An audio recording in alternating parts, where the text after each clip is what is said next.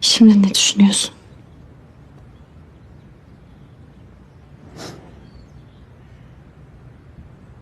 Ben hepsini sevdim.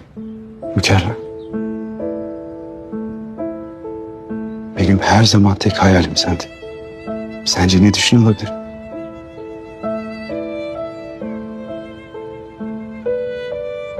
Benim ailem, evim,